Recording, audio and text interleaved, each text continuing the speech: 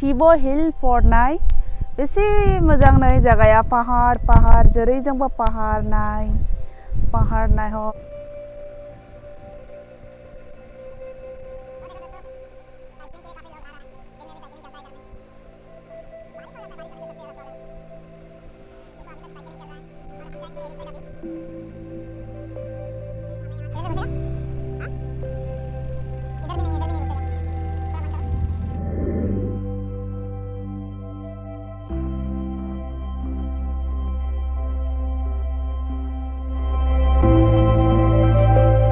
Hello लोगोफोर दिनै आं मोनसे गोदान जायगायाव फैबावदों बियो गोगोम मोजां नायनोहाय नोंथांमोना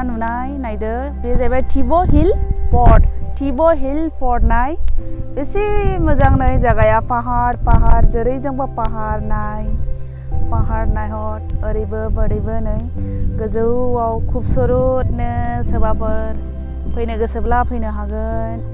सोरबाफोर फिल्म शुटिं खालामोब्लाबो फैनो हागोन बेसे समायना गोगोम मोजां जागोन बहाय भिडिअ शुटिं सोरबाफ्रा खालामनो गोसो दङब्ला फैनो हागोन आरो अन्थाइ गेदेर दङ नै बहाय नायनो हागोन गुवारनो बहाय नै गोगोम गुवार दङ नै लोगोफोर थ' नोंथाङा मारै मोनखो दिनै आंनि जायगाखौ दिन्थिनायखौ नोंथांमोना आंखौ लाइक खालामदो आरो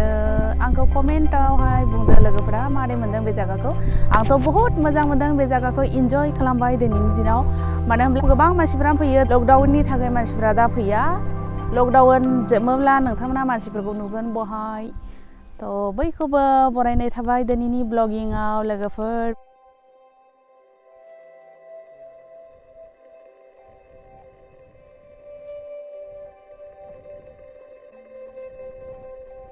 आङो आरोबाव जायगा दिन्थिबावनायसै नाहर आङो बे अन्थाइयाव दङ गसंनानैहाय नोंथांमोना नुहुरदों जानो हागौ नाय ओरैहाय नै लेआउट बहाय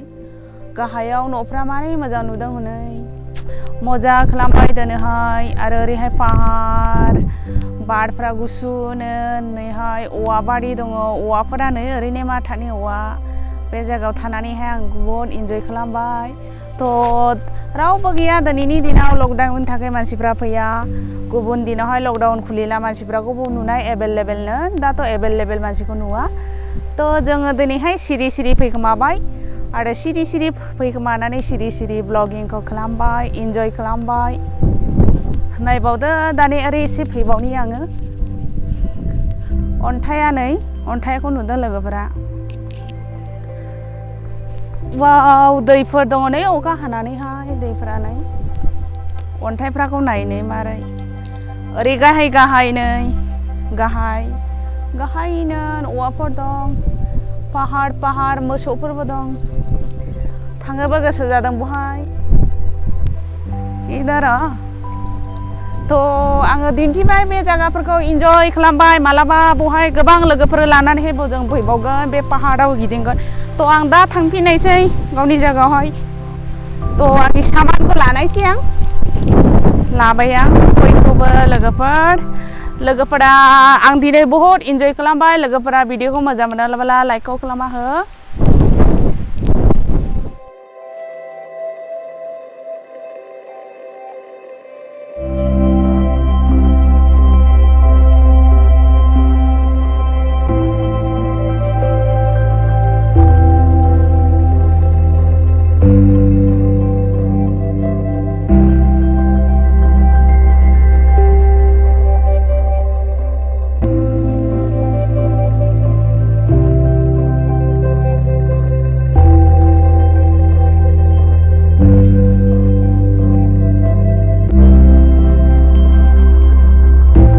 कैसा लगा आज?